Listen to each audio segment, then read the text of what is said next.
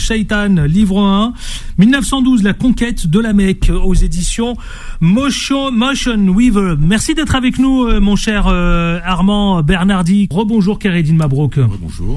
Vous êtes donc l'éditeur de Shaitan. Vous allez nous dire aujourd'hui, nous parler de cet ouvrage, parce que effectivement, nous expliquer un petit peu à la fois ce décalage entre Shaitan, la conquête de la Mecque, et nous raconter un petit peu la naissance de cet ouvrage. Alors, la naissance de cet ouvrage, je pense que Armand va nous en parler. Ouais, nous en parlera beaucoup mieux que moi. Juste, je voudrais bien vous présenter le roman, parce que c'est quand même un roman plutôt atypique. C'est un beau pavé, hein. Ah oui, ce n'est que le premier livre d'une tétralogie, donc il y aura 4 tomes en tout. Et les 4 tomes vont sortir quasiment les uns après les autres, puisque le deuxième tome sort, donc celui-là vient de paraître, et le deuxième tome sort dans quelques jours. Dans quelques jours. Allons-y. Shaitan, en fait, c'est une saga, et c'est, pour moi, la clé manquante pour comprendre, d'un point de vue métaphysique, la géopolitique actuelle, notamment au Moyen-Orient. Vous voyez, parce que c'est Armand aborde la question, on va dire, des bouleversements qui sont produits au Moyen-Orient, notamment avant les Sykes-Picot, à travers un regard, on va dire, plus spirituel, métaphysique, avec une connaissance très pointue de la question notamment arabe et de l'islam, puisque le personnage Shaitan, je vais vous répondre. Shaitan, c'est vrai que c'est diable en arabe, qui veut dire diable, le Satan. En fait, c'est le surnom que l'un des personnages principaux a, en fait. C'est son surnom. Et en gros, Armand, à travers ce personnage, il nous plonge. Donc on est en 1912, au moment où s'effondre l'Empire ottoman. Et où dans l'ombre les empires européens redessinent la carte du monde. Donc, comme je l'ai dit, donc les accords Sykes-Picot, la déclaration de Balfour, etc., etc. Et en fait, au cœur de ce chaos, cet homme donc traverse le désert d'Arabie, et c'est un aventurier plutôt mystique, pris entre foi, pouvoir et révolte. Donc c'est un roman épique, absolument incroyable. Et je vous assure, pour moi, c'est littéralement la clé qui me permet de comprendre, mais avec un regard qu'on ne pose pas assez, sur la dimension, on va dire, spirituelle, métaphysique du lieu, de l'Arabie et de la Mecque en particulier. Donc voilà. Merci pour cette présentation, Khaireddine Mabrouk. Justement, c'est proche de... Vous adhérez, Armand, à ce que vient de dire votre éditeur. Comment vous vous êtes laissé embarquer justement dans cette saga ? J'ai passé ma vie, j'ai 70 ans passés. J'ai passé ma vie dans le cinéma. J'ai travaillé dans le cinéma, comme réalisateur, comme directeur de production, etc. J'ai tourné pas mal de petits films, de documentaires dans le monde musulman. Moi-même, je suis né en Tunisie. Et comme j'ai beaucoup fait d'études ésotériques, évidemment, j'ai traité tout le fondement de toutes les religions de l'histoire humaine. Et celle-ci, l'islam, vient en dernier de façon chronologique. Elle récapitule tous les autres. Il n'y a que à lire le Coran pour comprendre, en ayant l'esprit ouvert. Et donc voilà, j'ai été amené à énormément d'affection pour le monde arabe en général. Et je me suis centré sur l'Arabie, avec la Mecque, etc., pour des raisons purement ésotériques. Tout à l'heure, Khaireddine a mis le point sur l'aspect spirituel. Oui, c'est de l'ésotérisme dans lequel je suis très versé, tout en ayant largement les pieds sur terre. Et en même temps, c'est de la politique, parce que je considère, enfin, je ne suis pas le seul à considérer que l'ésotérisme vient au-dessus de la politique. Dans toutes les grands événements politiques du monde, il y a toujours derrière un aspect ésotérique, un aspect métaphysique, donc, qu'il faut connaître pour comprendre ce qui s'est passé. Pour terminer là-dessus, je crois que la qualité des livres, c'est que c'est en même temps des histoires très grand public. Mmh.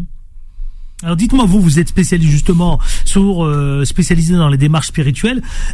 Ce titre, est-ce que c'est un titre volontairement provocateur quand on l'intitule justement Shaitan, qui se veut d'ailleurs la saga de 4 romans consacrés aux forces diaboliques qui façonnent notre époque, comme vous le dites si bien.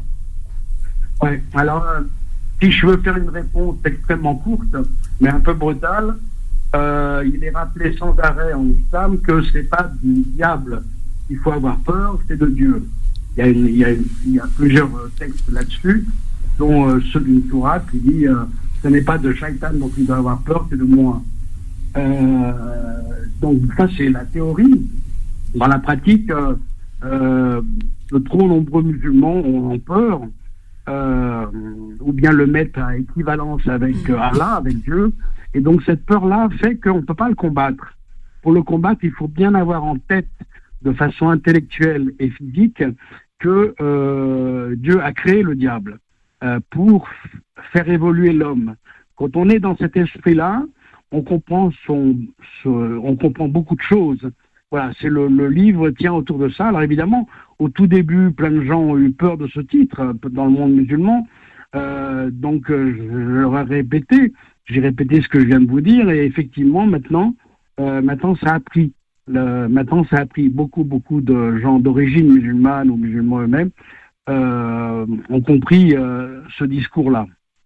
Parce qu'on ne peut pas combattre le mal sans le connaître. Oui, justement, Armand Bernardi, quand on découvre votre livre, le tome 1, justement, il y a une plongée à la fois, vous savez, ce volet religieux, spirituel, mais également aussi historique, mais également aussi oriental. Vous vouliez donner une écriture, justement, qui avait une ligne conductrice, Armand ? Oui, l'écriture se fait à plusieurs niveaux. Il y a un niveau caché, extrêmement géométrique, extrêmement ésotérique, que ceux qui s'y intéressent peuvent retrouver. Mais j'ai voulu aussi que ce soit une sorte d'arabe translaté. Ça veut dire, en fait, comme si c'était écrit en arabe, mais c'est translaté.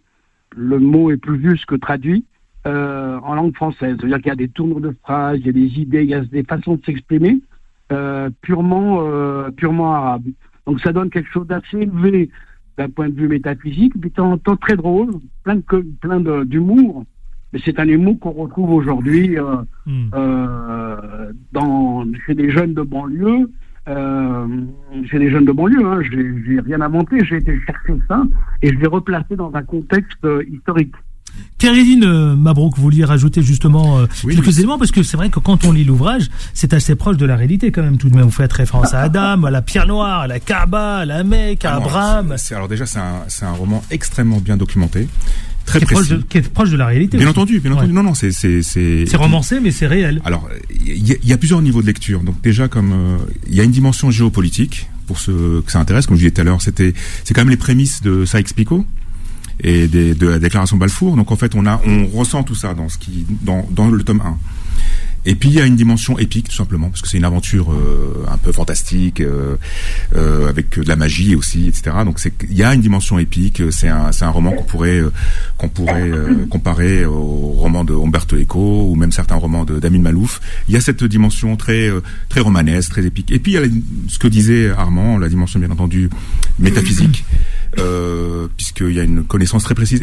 Et ce qui est bien, c'est qu'il fait le lien justement avec des références que même, je crois, certains musulmans ne connaissent pas en fait, sur, on va dire, la dimension de, par exemple, la géométrie sacrée qu'on retrouve même dans la structure de. Moi j'aime beaucoup, je vous le dis clairement, j'aime beaucoup.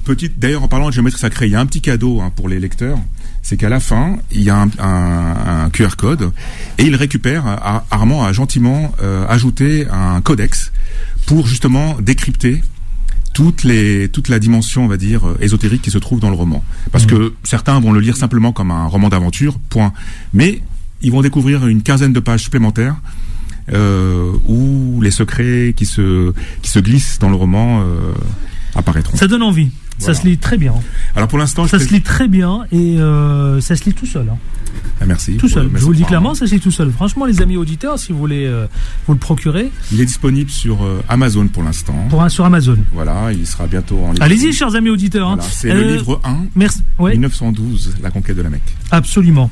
Shaitan, retenez bien les amis auditeurs, livre 1, 1912, La conquête de la Mecque, il se lit très très bien. C'est un gros pavé, mais ça fait pas peur. Pour les lecteurs, pour ceux qui ont déjà procuré le livre 1, le livre 2 sort très bientôt.